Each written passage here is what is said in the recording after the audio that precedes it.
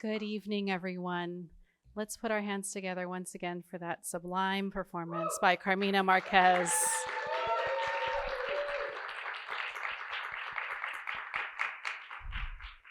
I want to welcome you all to the kickoff event for the 2022 They Friend Non-Binary Performance Festival. It's here at San Francisco Public Library.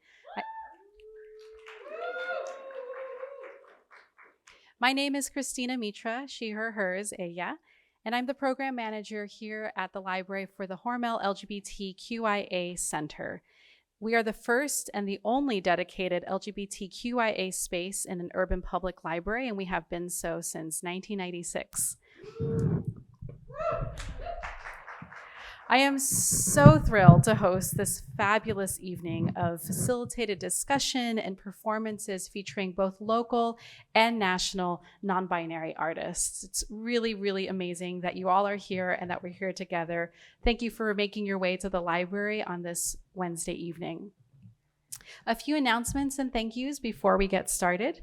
First of all, if you've never been here before, I invite you up to the third floor to the Hormel Center Reading Room, and also the archives, which are located on the sixth floor. We have close to 11,000 LGBTQIA books, journals, magazines, both very contemporary and super rare, as well as hundreds of archival collections, photographs, and more. So you can check out more information at our website at sfpl.org/LGBTQIA. We invite you to like and follow us at Queer SFPL on Facebook and sign up for our e-newsletter, which we curate every month. Promise you it will not clutter up your inbox. It's just a curated list every month of programs that we have, new book collections, things to read, and community partnerships. A few things that I'd love to invite you back to the library for. On December 10th, we are having an author and illustrator program with Laura Gao. She is a queer Chinese immigrant, and she's exploring the intersection of AAPI hate amidst COVID pandemic and coming out. She's a Chinese immigrant from Wuhan, China, and raised in Texas, and just exploring what it's like to have kind of messy roots, as she says. So flyers on the back and details again on our website. Two other events coming up. This is really soon, Saturday, November 19th. Upstairs in the Hormel Center, we have a workshop with ABO Comics and Flying Over Walls. This is a way to connect with QIA, prisoners. So come learn the basics of writing with people in prison from two prison advocacy organizations in the Bay Area. We really invite you to be part of that. And we also have a new program called Zine Thing. If you love to make zines, or if you've never made them ever and you just want a chance to try and play, we invite you every, I believe it's second Tuesdays from 6 p.m. up on the third floor of the main library. Finally, I'd really like to thank the Friends of the San Francisco Public Library. Their support helps make sure that the Hormel Center has amazing programming just like this, and also to the SFPL staff, specifically our media services team, which is here handling all the sound and video, all the things tonight, as well as our custodial service. They really make sure that live performance like this can happen at the library and shine. So let's give it up to them.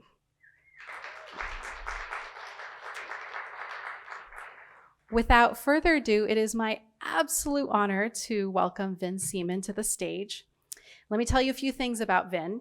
Vin Seaman is the director and founder of Diamond Wave. They are also the founder of THEYFRIEND, which is what we're experiencing here tonight, and co-curator of this year's festival. Vin is an interdisciplinary artist exploring queer identity and drag culture, who has been presented at the Stud, Brava, Counterpulse, Frameline, the Tank NYC, the Austin International Drag Festival, Satellite Art Show Miami, the National Queer Arts Festival, Atlantic Center for the Arts, and Yale School for the Arts. And just on a personal note for me, Vin played a very instrumental role as a guide and a mentor when I was just getting started in the queer arts world. So I am just so thrilled to pay it forward. Welcome, Vin, come on up. Thank you, Christina. Can everybody hear me okay? How are you doing tonight? Are you excited for THEYFRIEND? Do we have any non-binary people in the audience? Do we have any non-binary people in the audience? That's right. Oh, I am so thrilled to be here welcoming you to THEYFRIEND. I'm one third of the curational team for this year's program, along with Edgar Fabián Frías and KB Boyce. We have 5 different events over 4 days with 24 different non-binary performers. At this event here tomorrow night, we're thrilled to be at KQED with Rawia Tariq, Sharmi Basu, and Tyler Holmes. On Friday, we've got 2 events. We've got a happy hour that's totally free over at Oasis, and then we're gonna head on down to the Brava Theater where we've got a video showcase that Lotus Boy and I will be hosting. And then to end the festival, we're gonna be closing with the Unbounded Party at El Rio with live performances, some music, some DJ, and dancing. If you want to find out more about the THEYFRIEND program, Shmi, can you bring out the QR code? In case you didn't see it during our wonderful pre-show performance, we've got a QR code for you if you want to learn more about any of the performers or anything else about the festival. Shmi's got that QR code, so just grab that with your phone. We also have a survey to fill out to tell us how you like the show. Is there other things that you want to see? Let us know what's going on with you and how you're liking stuff so we can continue to bring you high quality programming that centers non-binary performance. We've got just a couple more things, and then I'm excited to get the show on the road. Diamond Wave is a nonprofit organization. We are fiscally sponsored by Intersection for the Arts, and our mission is to bring you high-quality, dynamic, queer programming that provides an intersection amongst identities and bridges towards non-queer audiences as well. If you are interested in supporting us, you can make a tax-deductible donation. There we go. We have a QR code in the back. We also have some merch if you want to take a little piece of THEYFRIEND home with you. Lastly, I want to thank San Francisco Public Library, all of our wonderful artists tonight, our volunteers, and all of our funders. Again, more information about all of that in the program. And it is my pleasure to bring up your host for this evening. I'm just introing, and I'm going to shut up and sit back and enjoy the show with you. So I'm really thrilled to bring out our host for the evening. They were a 2021 featured artist for THEYFRIEND last year. They are also an advisor, they're a host, and a participant. We're collaborating on a new project that will debut tomorrow at the KQED Featured Showcase. I'm pleased to introduce you to the kindest witch I know. Please welcome Edgar Fabián Frías.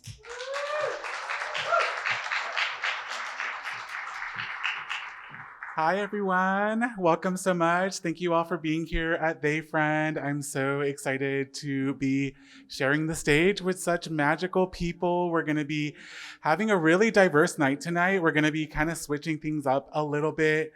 We're going to be starting off in a second with a land acknowledgement by Kanyon Sayers-Roods. And I just want to say that land acknowledgements are really important, and we are always like to start our events with our land acknowledgement. And so I'm really grateful to Kanyon for providing one for us today. So we'll let them take it away.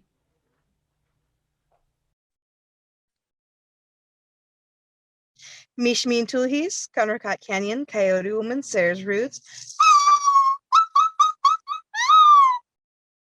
I am so honored and humbled to be, well, digitally present in this environment. It is so exciting to welcome you in a good way. It's so very important that we take a moment and ground ourselves. Here we are gathering THEYFRIEND and amazing beings and community members. I am Kanyon Coyote Woman. I identify as Two-Spirit. I am of Indian Canyon Nation, and I am a Mutsun Ohlone California Indigenous relative who is honored to offer acknowledgement to the land and acknowledgement and recognition to truth and history about what does it mean to be in these spaces and places in this post-colonial era. And I find it beautiful that community comes together. My greatest goal happens to be attempting to be a good ancestor in training. My mother and my grandmother come from a matrilineal society, and they have taught me that when songs, ceremony, and dancing stops, so does the earth. I believe that. So I want to offer a little coyote song. A coyote song in the Mutsun language, the language of my ancestors. Taking steps to relearn my ancestral language both having been raised by community members who share songs, stories, and language, and honoring truth and history, learning from mentors, professors, teachers. It's been a painful journey to see how deeply impacted all of our communities are by colonization. And so with that energy, I want to remind people that when we honor truth and history, we can honor the past to shape the future. Right here, right now, I am acknowledging Yalamo. I invite you to say this word, Yalamo. I invite you to say Ramatush. By saying these words, you're acknowledging the first words and languages of the land. San Francisco, before it was known as San Francisco, has always been known as Yalamo. First language of the land, before English and before Spanish, Ramatush. By learning these words, by acknowledging these spaces, by recognizing the layers of history of how things came to be and who the first Indigenous stewards are, it's just one step. And so I encourage you to continue learning. Take some steps to decolonize and unsettle your mind. Let's start re-indigenizing our approaches to sustainable futures.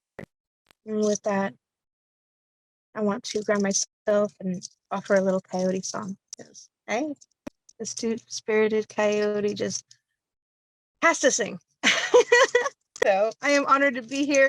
I am so happy you are here. I am so happy that the community continues gatherings like this and sharing art and beauty, dance and song, and just representation, inclusion, beauty, pain, all of the arts. And it's a form of storytelling, one of the oldest practices. Storytelling and sharing these lessons, sharing beauty, sharing creativity.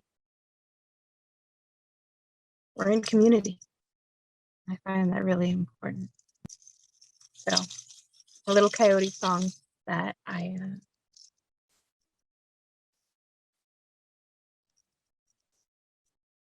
I'm relearning the Muslim language. Tan was my head, they walk she shay. Tan was my head, they walk she shay. Wakaniskuan, harakan waskuan. Wakaniskuan, harakan waskuan. Sawe, sawe, sawe, sawe. Tan was my head, they walk she shay. Tan was my head, they walk she shay. Wakaniskuan, harakan waskuan. Wakaniskuan, harakan waskuan. Sawe, sawe, sawe, sawe. Tan was my head, they walk she shay. Tan was my head, they walk she shay. Ooh. So I hope in your walk of life, in your journey, in your steps towards decolonization, and in your steps being a good ancestor in training, that you just keep asking questions and just continue learning. May the singing and the dancing and the ceremonies never stop. For when that happens, so does the earth. Oh.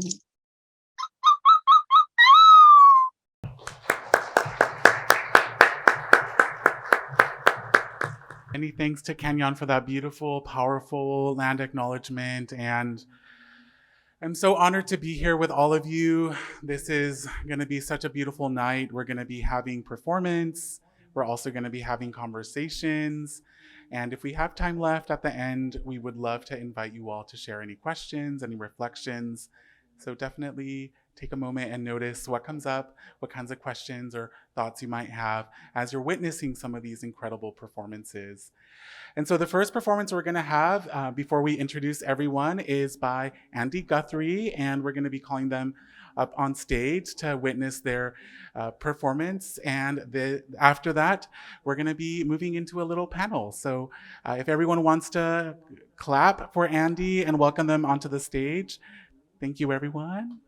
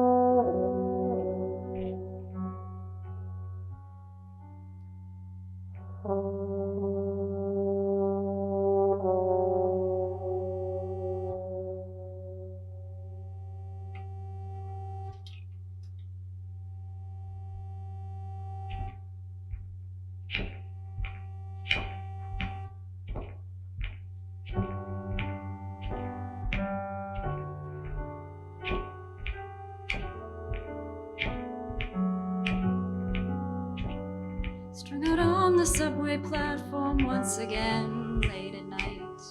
Used to be a mark of victory, but you don't want to fight.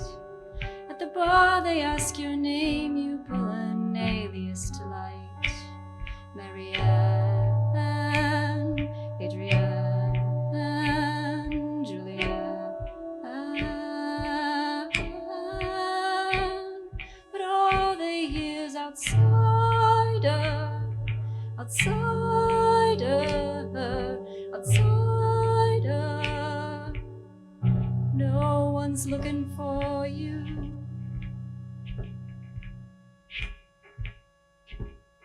Another day, another party with you passed out on the floor. And it sure looks like rock bottom, but you've been here before. Strangers calling for you by the name you gave at the door. Was it Harry or Larry or Carrie? To them you're just a cipher, a cipher, a cipher. They're not looking for you.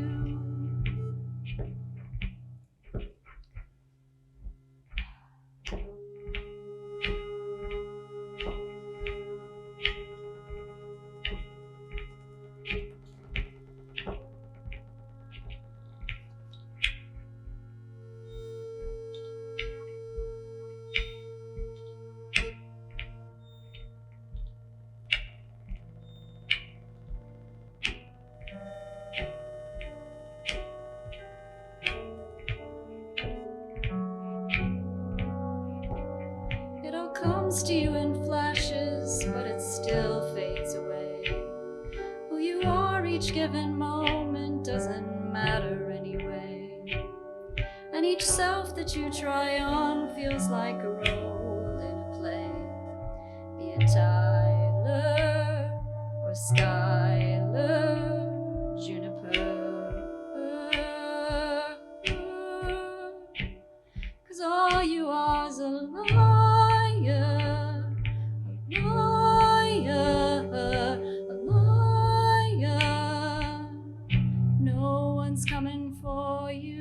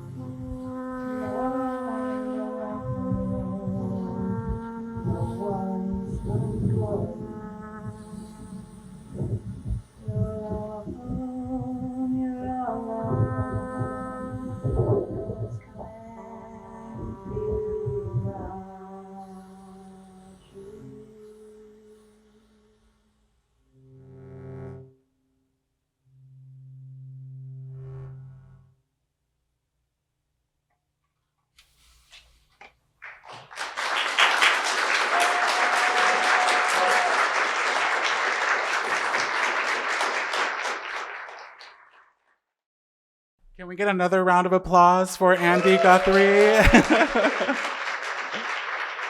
Wow.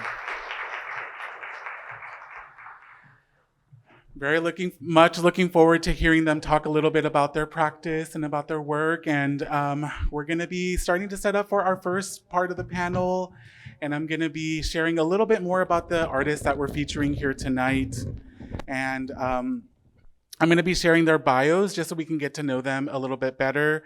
And I definitely want to invite folks, as I'm reading your bio, if you want to start to make your way to the stage. I'll start with Carmina Marquez. Carmina Marquez is a multimedia artist, a performer based in Oakland, California, a first-generation Mexican-American. Their work reflects a state of being in between worlds, drawing from Nahua, Basque, and Sephardi magical traditions, as well as their vivid dream landscapes. They explore ancestral communication, gritty sensual power, and the possibilities in floral masculinity. Their work speaks in a symbolic proto-language through movement, sound, revealing hand tools and fiber as talismans and portals. They are influenced by magical realists, artists such as Graciela Iturbide and Remedios Varo. They create to invent and reinvent themselves, exploring collective epigenetic possibilities for the imminent future, asking the question, if not this, then what? Carmina studied dance composition, vocal performance, and feminist philosophy at Bennington College. They have performed at LACMA, Red Cat, the Marciano Foundation, Counterpulse, and was featured in Siagua Si, Underground Underneath the Underground, and the Multiverse is Illuminated. Can we get a round of applause for Carmina Marquez?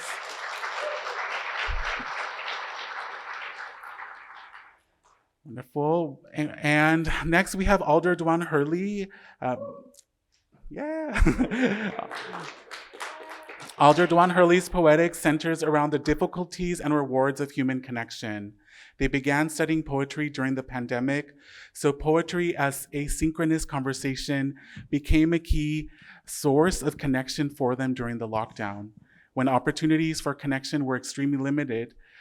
Though they learned to write for the page, Duan Hurley has also written pieces for specific performances. They have performed one such piece written with the support of the GAPA Hearts and Minds program and cohort at the Brava Theater Cabaret and at the Gun Theater at the Legion of Honor in San Francisco. Duan Hurley is inspired by artists who shift culture through their work and aspire to that themselves. They are most excited about their work when it brings together their community organizing and their poetic practice. Can we get another round of applause for Alder?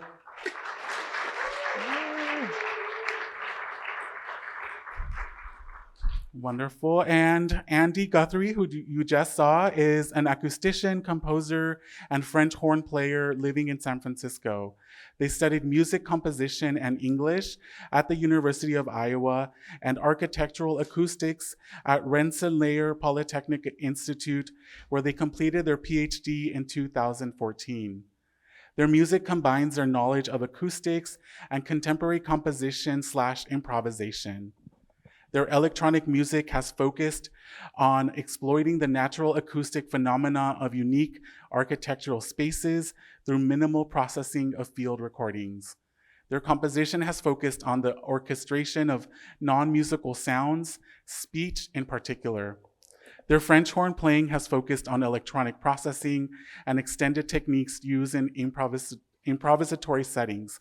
As a soloist and with Frau Fräulein and Delicate Sen, among others, festivals and installations of note include the Nature of Music series at the Brouwer Center in Berkeley, Festival Cable in Nantes, France, and Florasonic Sound Art Installation Series in Chicago, and the No Idea Festival in Austin. Can we get another round of applause for Andy Guthrie?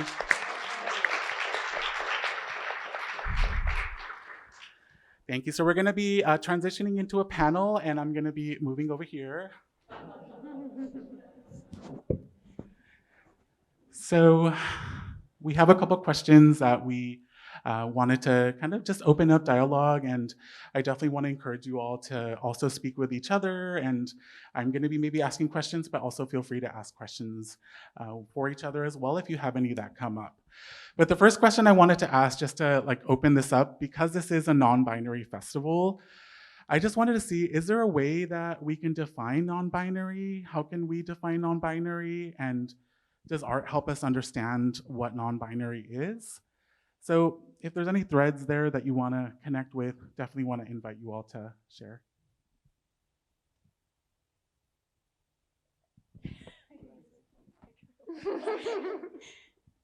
I don't know that I specifically have a definition, but one thing that I watched recently that really kind of resonated with me, I think their name is Emru Al-Kadi, who's goes under Glamru as a drag queen, and has really great writings and video about how like the binary is sort of like Newtonian physics, and when you get into quantum physics, quantum particles are non-binary by nature, and it's sort of the hidden thing under everything. Even though we try to define it in this way, it can't be defined. So I guess that's what I think about. I would agree. I don't have a definition for it today, and I don't think that's because it's this amorphous, undefined thing, but I do think it's because each individual non-binary person is pushing what that definition means when each of us embodies it differently. And then another thought I had while looking at the opening video that was playing during Carmina's performance, I noticed Tyler, the filmmaker, I thought that what they were doing was a form of play, really, and this kind of combination of planning and also breathing on the soil and taking in these other unexpected things that came up and letting that coincidence and chance be part of the process. And so to me, that was also a kind of non-binary craft that they were doing. And that aspect of play, I think, is actually really key also to non-binary identity. I think often we are playing with gender as non-binary people.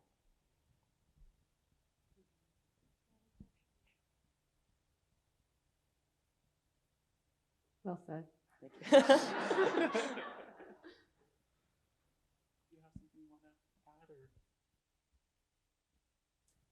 you. I think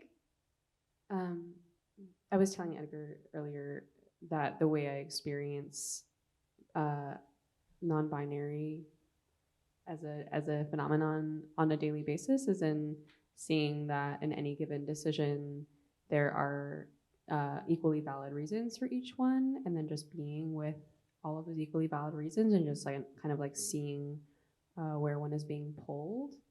And I feel like there's a space in between where it's the letting all of those things be true, which is kind of the practice of non-binary for me. And I think that goes beyond gender. I think gender and expressions of gender can be included in that practice for me personally, but it's not just about that. Yeah, thank you. Yeah, and I love hearing like quantum physics and play, and also, you know, as you're bringing up this possibilities that can exist, and it makes me think a little bit about how play and also quantum physics both speak to that notion that things can exist at the same time, and also that we can be led, or that there can be some sort of guidance. And I definitely saw that in the video, and saw like this like undulating organic process happening. And I feel like also in us all like coming together, we've also, what we're creating is something that is, you know, emergent, right? That we're being inspired by each other, and we're also responding to each other, and something is emerging between us. And before we started today, Carmina brought up the notion of us being a cauldron, that we're all kind of creating something together, all putting our little bits into the cauldron, and knowing that as artists, we're putting stuff into the cauldron, and then also people who are here are also bringing their energies. We're also responding and feeling your energies as we're performing, as we're up here on stage. Yeah, so I'd love to see if there's anything else that comes up, maybe as we've been talking, that you want to share before we transition into the next video that we're going to be sharing.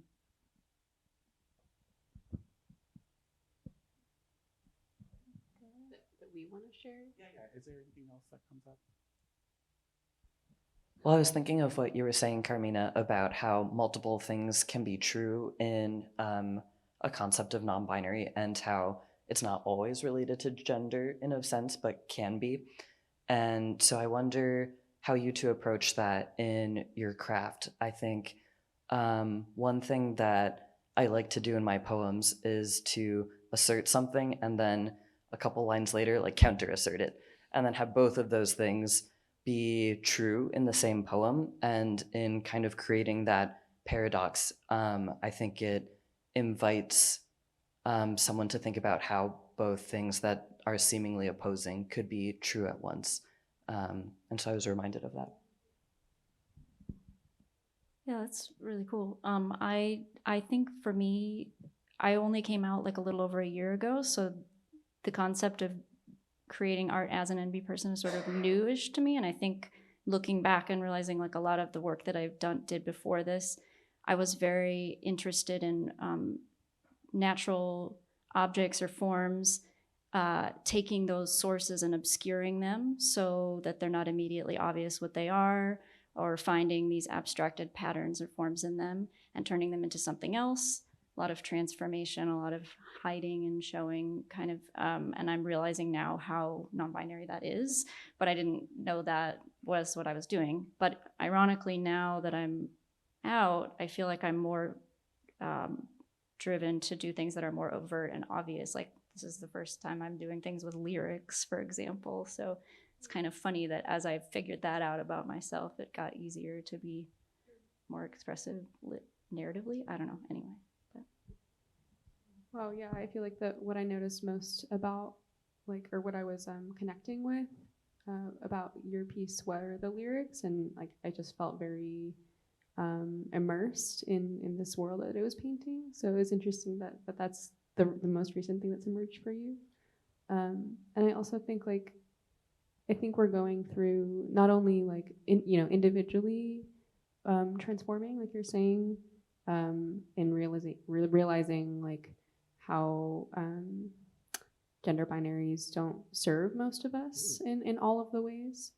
And so it's not only like an individual transformation gender-wise, but a transformation of gender, and how we conceive of and embody gender as like this like whole, I'm saying this like whole glob that is maybe humanity, or even just like anything that is sexed in any way, and maybe just I feel like our understanding of what that is, if we actually look closely at biology, that it's always been like this like seething like pit, rather than like this fits neatly into this category and this fits neatly into this other category. Like I feel like that's transformation really encapsulates it. Like it's nothing is static, like it's always transforming, and gender is included in that. Yeah, I would say one of my favorite literary works that I bring out a lot, especially when I'm working on things, is Ovid's Metamorphosis. And like I'm reading it now with new eyes, and there's just so much like freedom in that work when you see this person who's suffering and then they get to like turn into a bird of some kind or a tree. And I was always like, oh, I want to turn into a tree. I mean, I don't want the stuff that happens first, but just I don't know, it's like really nice imagery. So Yeah, thank you so much for sharing that. I love the way that you're, connecting the personal to also the communal and the collective. And in the second part of our panel, we're going to be talking a little bit more about the communal, the collective, the cultural. And I really feel like it is really profound that through play, through the practices that we're discovering, co-creating, and also imagining into existence, that we're also creating culture. We're creating a change and speaking to something much larger that's happening, something that, I think we're waking up to or re-remembering again, right? As a lot of cultures have seen the world through different lenses. And I think that's like really reminds me of the land acknowledgement as well, of what it means to decolonize and to really be able to understand the world through a different perspective. And yeah, I am excited for us to come back and talk in a second. We're actually going to be transitioning into watching a video, and I'm going to share a little bit about the artists who submitted their video here in a moment. But I'd love to get a round of applause for the panel here for the first part. Thank you.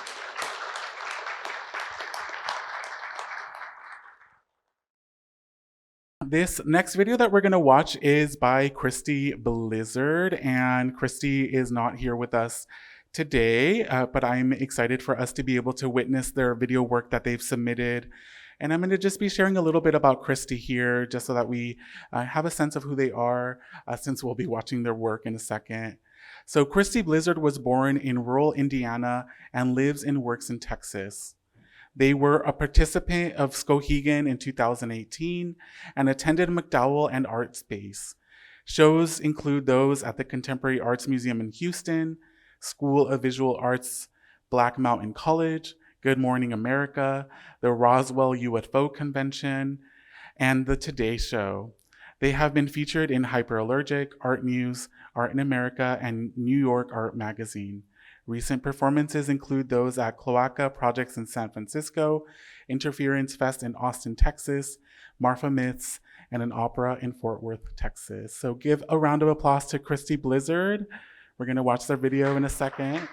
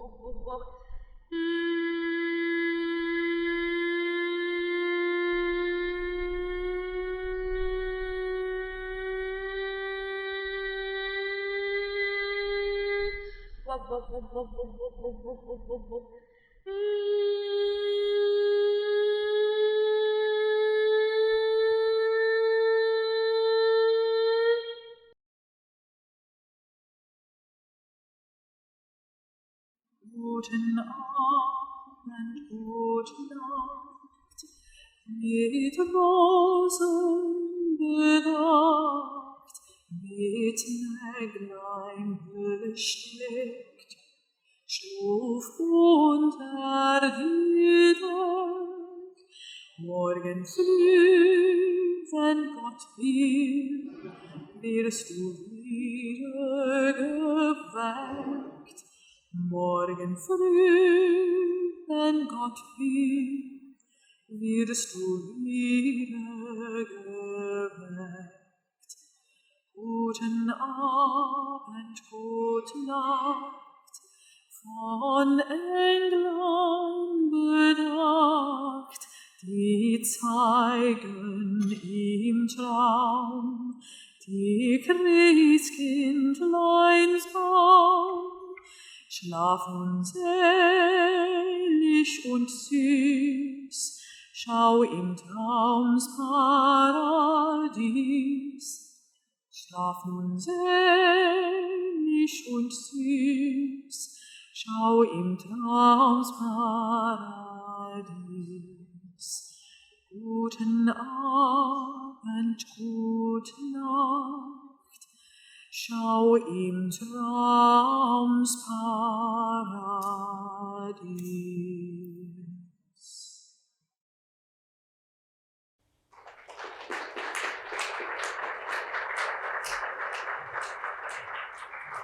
So I forgot to mention the name of this video that we just saw. It is called Let My Body Eat the Sun. And again, can we get a round of applause for Christie Blizard?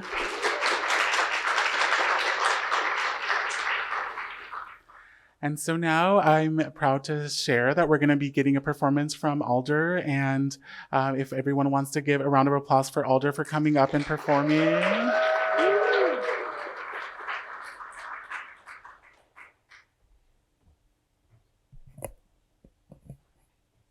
I recently changed my name, and I'll be sharing a piece about why called Naming Myself.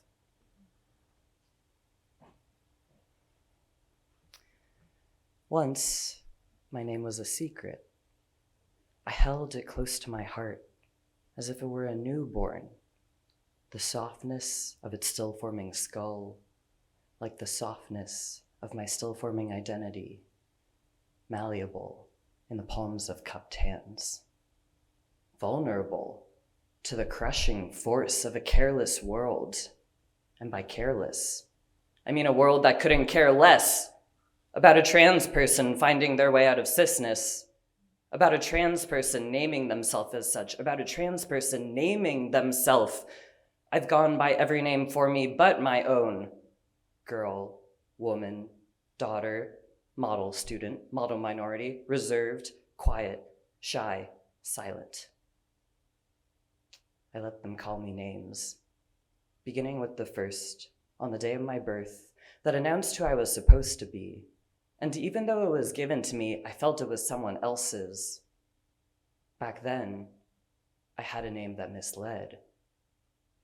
If it had misled you into thinking you knew me, misled you into thinking of me as a soft-skulled baby, misled you into thinking of me as a girl, I couldn't have blamed you. It misled me too. The name told me I was a girl.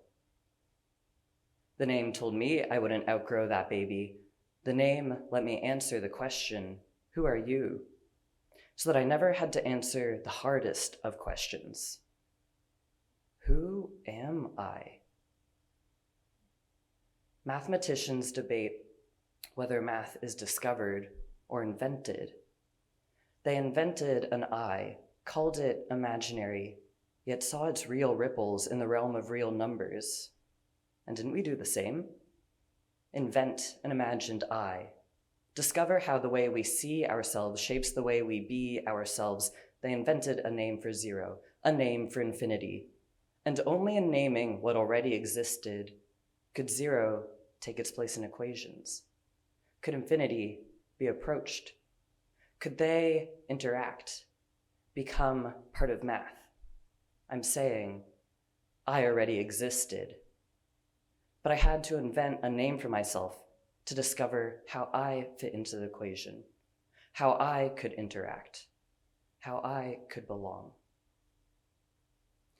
Changing a name is not like peeling off a name tag and sticking on a new one. It's not like exchanging the waist-length wig for the chin-length bob, not like wearing fewer dresses or higher heels or fewer florals or bolder brows, unless a new self comes out with each of those changes, unless you come out through each of those changes, and then changing a name is just like that.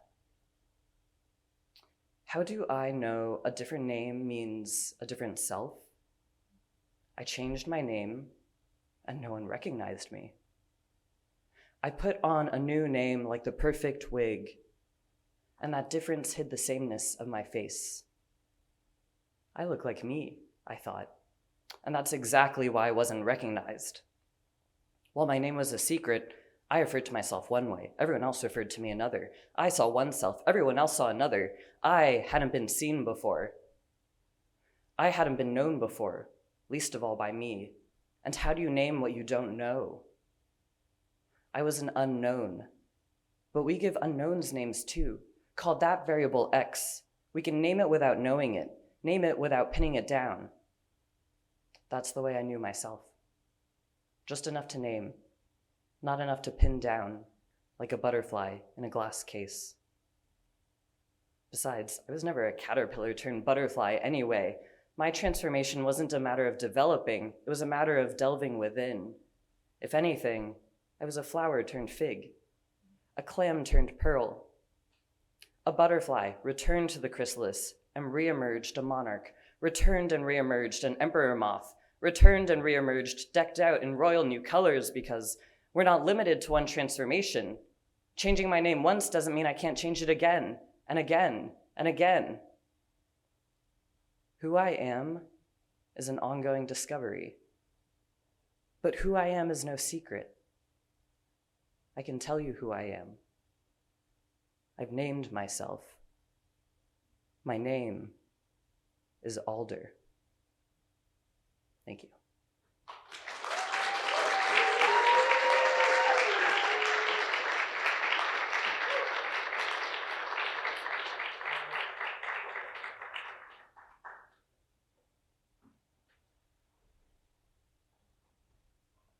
Thank you so much, Alder. Wow, can we get another round of applause for Alder? Woo!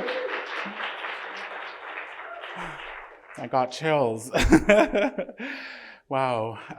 Yeah, so the next video we're gonna watch is by a couple of witches, and this next video is a spell that we're gonna be watching together. And these two witches are known as the Living Altar.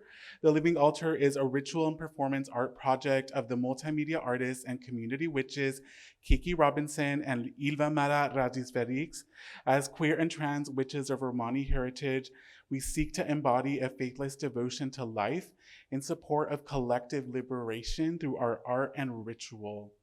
We feel that the work of the witch is to disrupt and transform the circumstances of culture, and the work of the artist is to document and synthesize the potential of these disruptions and transformations.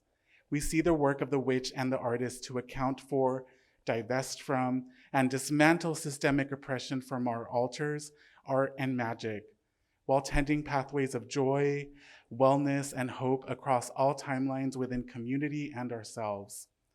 We commit to embolden the inherent magic of community through ritual performance and magical art practices. So everyone, please give a round of applause to the Living Altar. We're gonna be watching one of their videos right now, one of their spells. Thank you.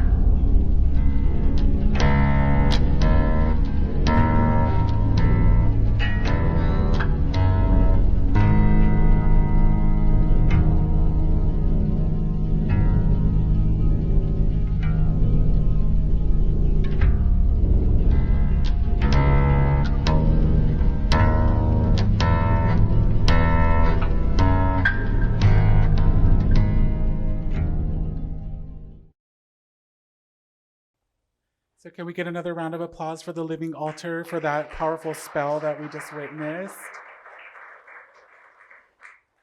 So we're gonna be inviting the artist up on stage again, and we're gonna be having the second part of our panel. We're gonna be having another discussion and definitely keeping in mind some of the performances and videos that we just saw. I'm gonna again move over here.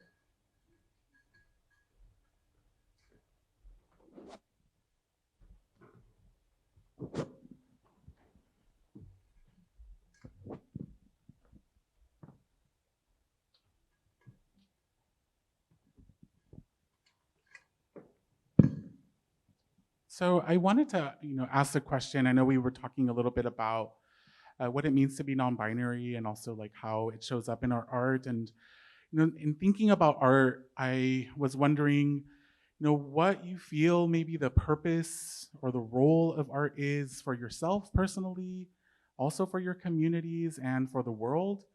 I know that's a really big question. So whichever one of those that maybe resonates with you or that you feel you'd like to speak to, we can start there and kind of, again, open up dialogue.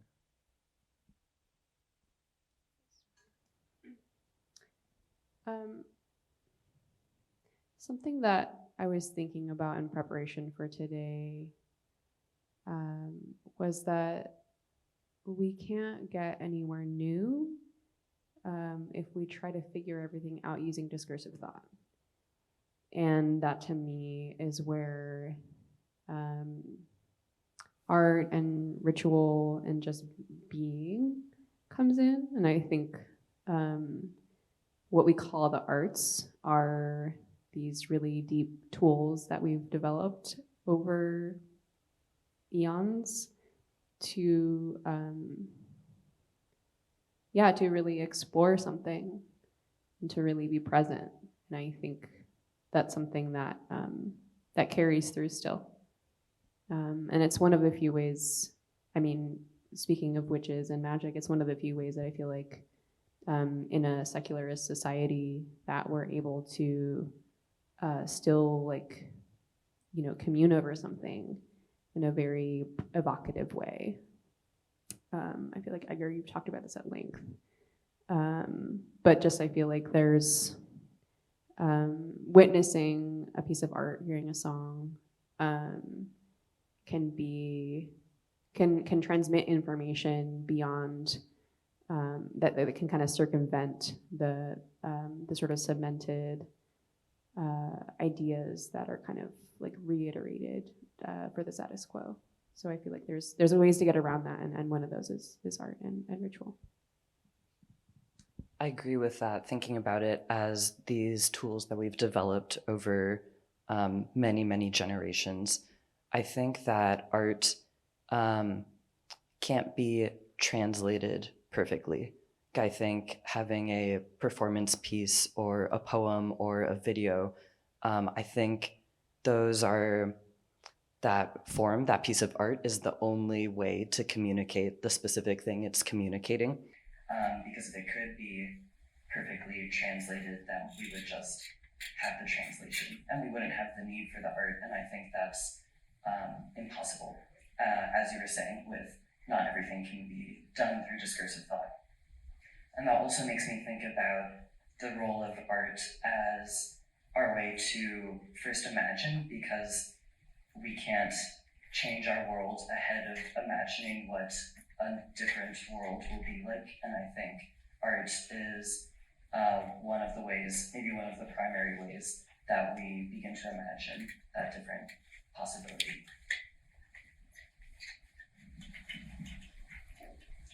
You guys both said so many eloquent things, I'm not really sure what else to add. I think there's something about, we just saw a really beautiful range of three things there, something that was more abstract and sort of surrealist, I guess, a little bit, and then yours, which was amazing and beautiful and like deeply personal and clear and meaning and stuff. And then we saw this piece that was somewhat political in nature, but also kind of magical and abstract. And I don't know, it's just cool that we can express this part of ourselves in so many different ways. But I spent a lot of time kind of being kind of allergic to art that was deeply programmatic or narrative or political, because I thought it was like, I don't know, not elite enough or whatever. And I'm coming out of that now. I'm very glad. But I think at the same time, I was still really drawn to works that had this sort of personal piece to it. Like, I think, you know, I'd go see all these like hardcore minimalist works by like Donald Judd or somebody, but then, you know, I'd learn about or see works by like Ana Mendieta and Valley Export and Adrian Piper, kind of on the other side of the museum, but it's got this similar minimalist abstraction, but very personal at the same time and very centered in the body. And like, I find that really interesting how you can put those two together. And I don't really know what my conclusion is, but I guess that's where I see the role of it for me. Yeah, I really appreciate the way that you're speaking to, you know, Carmina, you were really speaking to this like direct transmission that happens that can sometimes, like, artists can hide things in their work, you know, and I think a couple of folks have talked about occluding or making different decisions and then living or being with those different decisions. And also that these tools or these ways that art can help us start to unlearn or even reflect upon some of these ways that we've been taught to view the world, to experience the world, to be in the world. And I feel like art is a potent space for that type of reflection and transformation. And I really appreciated, Alder, what you were sharing around, you know, this inability to transmit or translate this essence that an art is able to carry with it and share with others. And just really reflecting also on, you know, how, you know, when we talk about non-binary culture or non-binary art, there is an essence, like we're all connected by an essence, even though we might like manifest in many different ways or show up in many different ways, but that there is an essence that connects us and that we're connected to also lineages that many of us, because of colonization, have not maybe had a chance to connect with, that do also reflect upon some of these tools and practices that we're trying to tap into living in this day and age that we are. And so I would love to see if there's any further thoughts about like the role of art, or also want to open up to see if you have a question that you'd like to ask of each other for us to also open up dialogue in that way.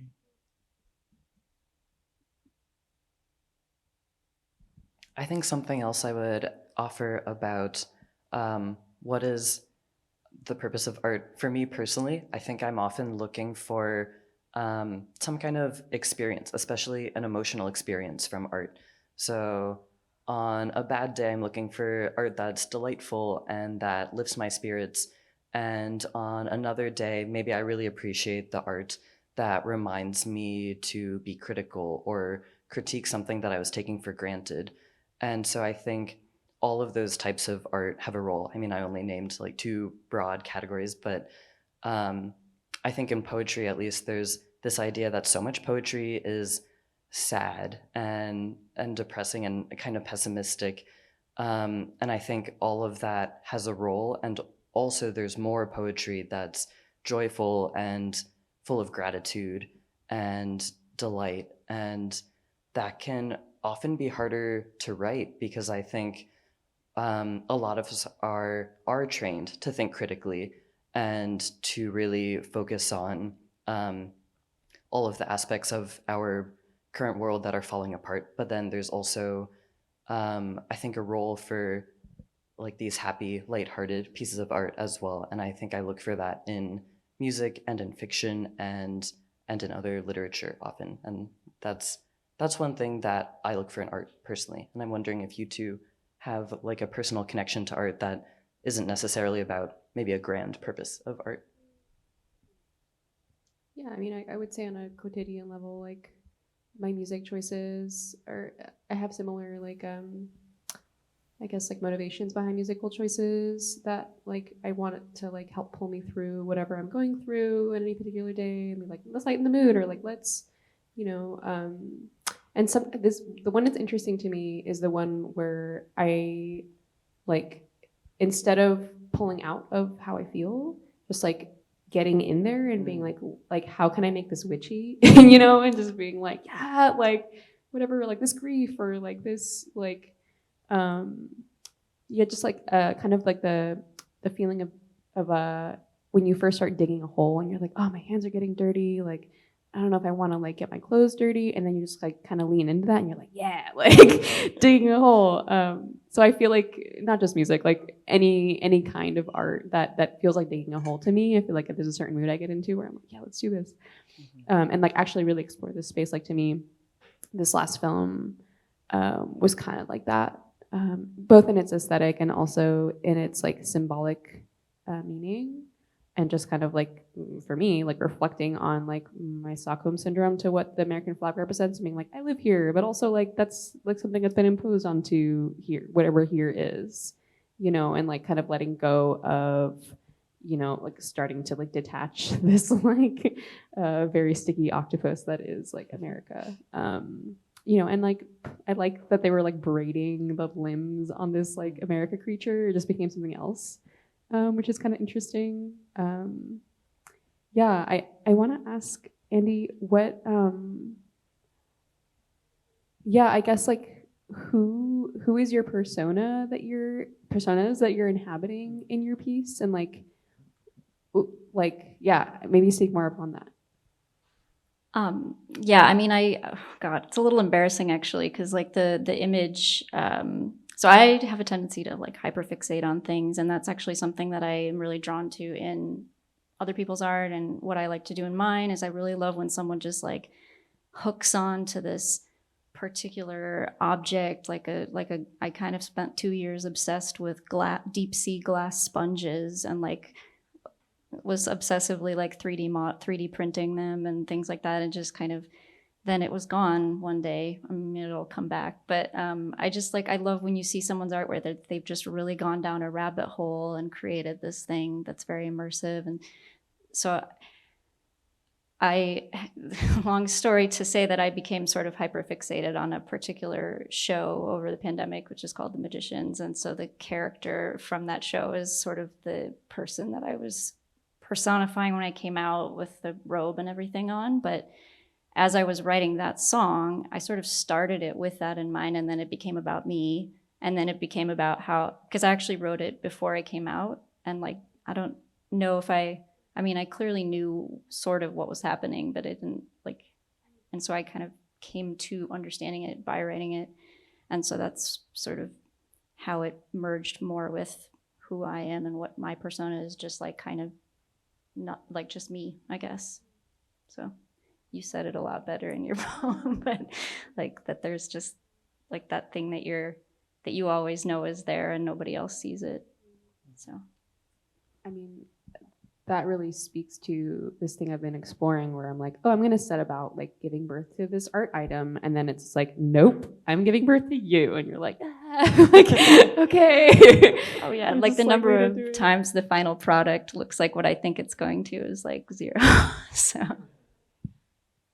Yeah, I really love this idea that art is a place, like, you know, like a whole, or also, you know, art being a place where we can imagine or create ourselves or create our reality. And really also sitting with how art is also a place where we can transform our emotions or be with our emotions or transmute our emotions. And art is definitely a resource that we can lean into. And it doesn't mean that we have to show our art. Sometimes it feels good to show it, but sometimes when it comes out a certain way, or when we realize that it's really more about the process too, that's also really important for art making as well. And I'd love to see, do we have time for any questions? I want to do a time check. Yeah, we do. Okay. Yeah, so if we have a couple of questions, I saw a couple of hands maybe going up. I know we have a mic that we can send out to folks. And yeah, there's a person in the back. If you want to raise your hand, I would love to hear a question.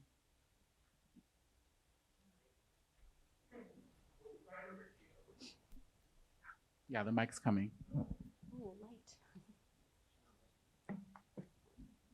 Can everybody hear me okay? Okay. one of my questions, and I think you guys were talking about it a little bit on stage, but I feel like for me as a trans person, part of the whole deal is like getting to build your own self back up again. Like there's this, like also the tower in the video, I'm like into tarot a little bit, but for people who don't know, the tower is this card of destruction and like about the tower coming down and sort of like the end of like the society as we know it.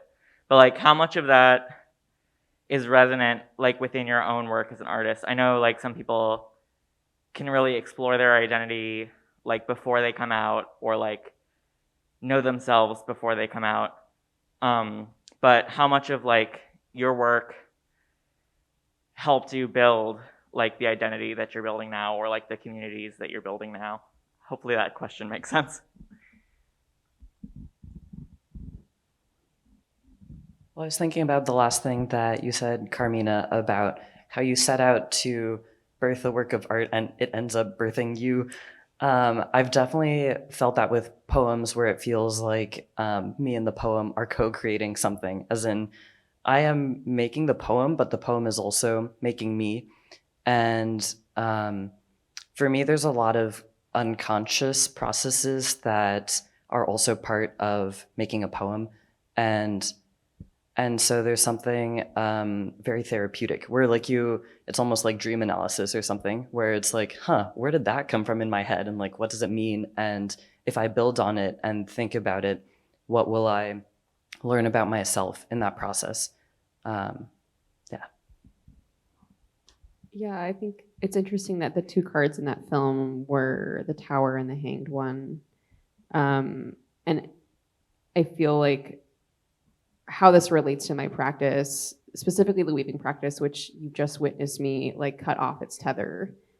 So I no longer right now have a weaving practice, right? So I'm in this like hanged man, hanged one place right now, but also like the specific practice of backstrap loom weaving, which is indigenous to Turtle Island, is a way of, it can be interpreted as like building a tower to the stars, and like through like, instead of a pole, like usually it's tethered to a tree, and like you ask the tree to help you like bring down the stars, and you anchor it with your hips to create like what is in between, which is to me an analogy for life, like the weaving itself, like between the stars and the like underworld lord that eats all decay, like is this like refracted rainbow that is life itself.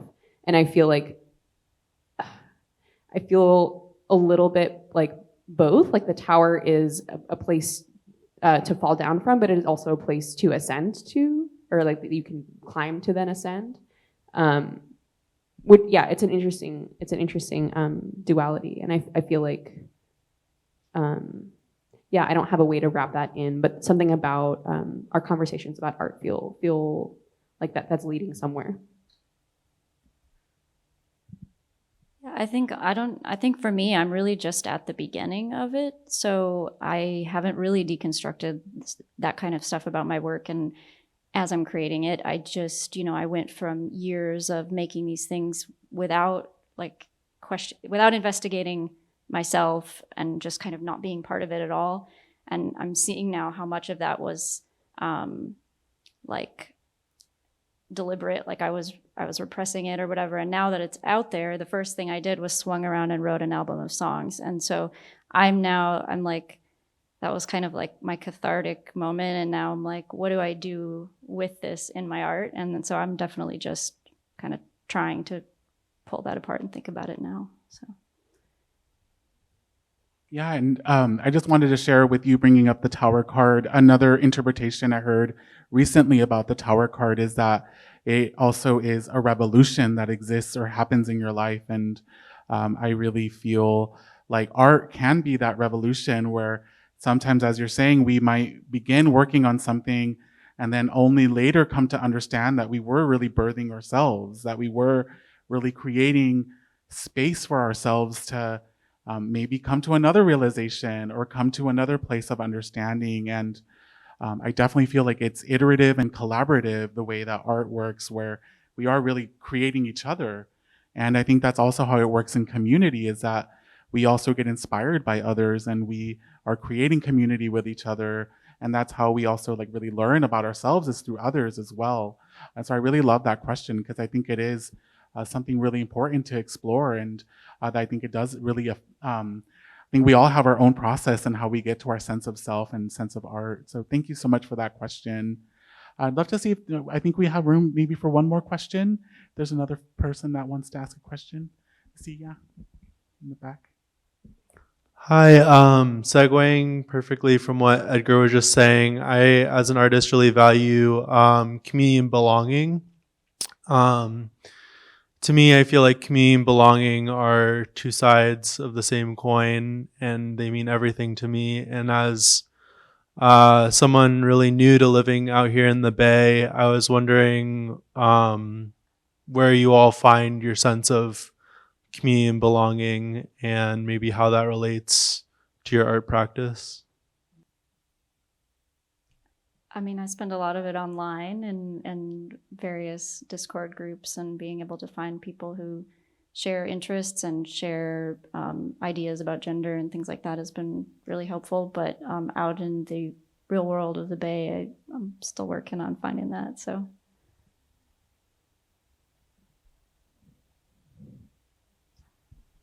I think about belonging as something that I'm, and community, something that I'm working to create for myself. And I think about creating belonging for myself in the Bay as through community. So by building relationships, then maybe I will belong. And I have found that in the Bay, in part through an org called Lavender Phoenix, which is for trans and queer Asian Pacific Islanders. And some of them are here, which is lovely. And I never realized before that group that I could bring like these multiple identities that are very important to who I am could be together in the same space. I didn't have to choose one over the other. And for me, that has related to my art, because actually the first public reading that I ever did of my work was at a Lavender Phoenix event. And it was a vigil. And maybe I spoke to this earlier in our conversation, but at that vigil, I felt like my art could create an experience or hold a space. And so when how to put it, it was so important to me to be part of that vigil in that community gathering, because it felt like my art could hold a space for people in that community to grieve. And so for me, that was a point of my art and my community being in sync and having their purposes really aligned.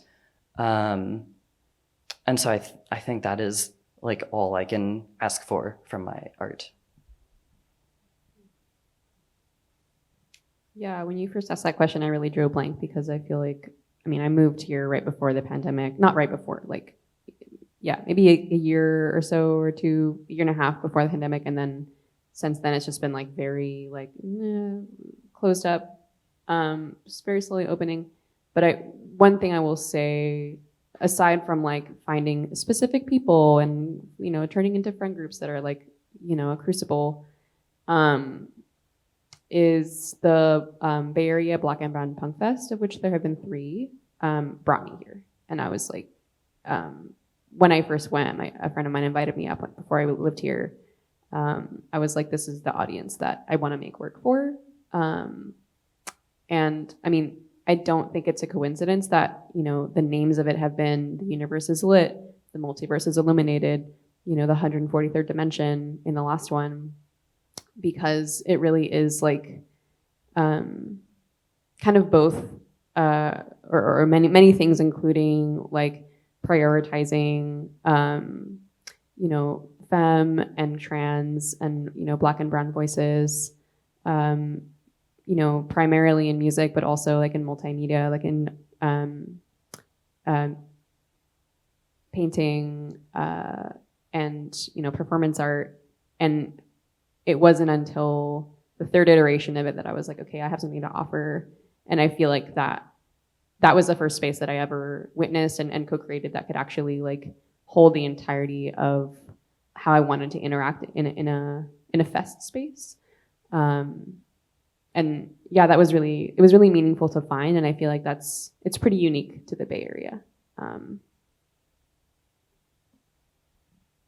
Yeah, and I actually had the honor of performing at the first of these festivals, and this was like a few years ago, and definitely agree that art is a space that does bring people together, and so I really do want to shout out to all the incredible folks who are creating community with art, and I definitely want to shout out to this amazing festival too for creating community here, and also, as folks know, we have many more events for the rest of the week where we can meet other folks too and connect with other trans, non-binary, gender expansive folks as well. And so I just want to thank you all so much, and thank you to the artists and panelists for today for sharing so much of your work and your words and your wisdom. And thank you all so much for being such a generous audience as well and for asking your questions too. So we'll stick around if folks want to chat for a moment, but I do think we have to leave at some point soon because they close in a little bit. They're going to kick us out? No, they're not. No. We're slowly going to be wrapping things up, but here, let me come up to the front and just say thank you all so much for your perspectives, your thoughts on everything, for your audience, again, for, as Edgar said, being so generous. Yeah, we're just gonna wrap it up here. I'll come up and say hi. Ooh, there we go. We got it. I got it. Thank you for coming out. As Edgar said, we have 4 more events. So if you liked what you've seen here, you want more non-binary belonging, you have 4 more opportunities. Tomorrow at KQED at 7 o'clock. Friday at Oasis, we're doing a free non-binary happy hour, so come on there. That one is 21 plus though, just so you know. After that, Lotus Boy and I are gonna be hosting down at Brava for a video night. And then we'll wrap up with Unbounded, our closing night party at El Rio with live band, live music, some drag performances, also hosted by Lotus Boy. Anything else y'all want to say for our parting closing thoughts here? Thanks everyone for coming. Yeah, thank you. Thank you for coming. Also, yeah, to answer the last question, like this is a creation of like a place where people can connect about this and like co-create the futures of what non-binary means and in all the respects that we were talking about. This festival really came out of the fact like we didn't have a specific place of belonging. There's things that continue to pop up. There's little pockets that happen, but also I would encourage you, it's up to us to create that space as artists. Like we have the power to create those spaces and to bring folks in to our sense of belonging as well. All right, let's get a round of applause for our wonderful moderator, Edgar Fabián Frías, our performers and panelists, Andy Guthrie, Alder Duan Hurley, and Carmina Marquez. Thank you to the library, Christine and Kevin, for having us, all of our wonderful funders and sponsors that are helping us co-host this festival. Thank you for coming out. We'll see you again soon.